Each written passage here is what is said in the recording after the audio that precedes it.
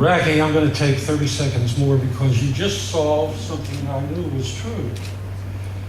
When I first met you and Ed, I said, Ed's got great taste. But over and above that, they act like they're on their honeymoon. And I just found out they were. But it was a honeymoon, a perpetual honeymoon throughout the whole marriage. So you enlightened me, and I feel good that I was perceptive, knew what was going on. Okay. It is an honor to have known Ed for 33 years in Rocky. See the 30 years, how they connect. As you know, Ed is one of our great World War II heroes.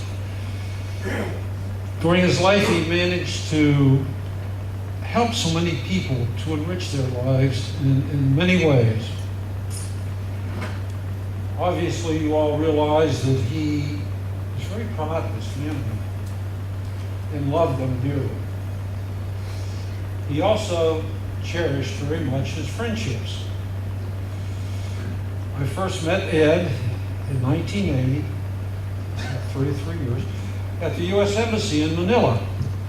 It was an event honoring our country's military that were serving in the Republic of the Philippines.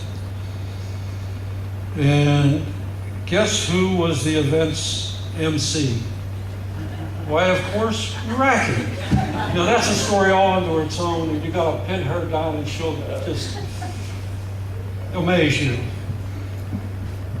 Our friendship blossomed along the way, and we did many things together, but the Navy decided it was time for me to go back to DC and do some honest work.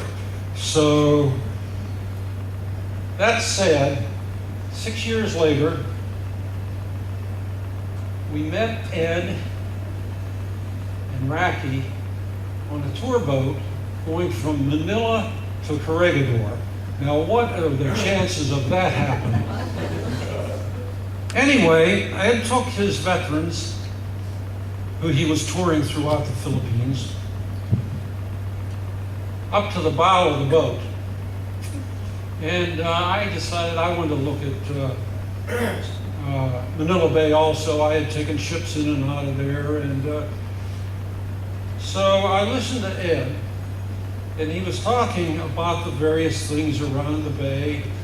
And then he came to Subic Bay, and he said, Subic Bay was one of the most valuable opportunities that this country had for years. And he started describing it, and I thought he did a good job. But I could, Racky sort of recognized me, but Ed was so busy with the veterans. When we got off onto the pier, I came up and said, Ed, I'm Lee. That's all the further I got. He said, you sandbagger, you let me talk about Subic Bay when you were there. I said, boy, am I in trouble now. But I said, Ed, you did a great job.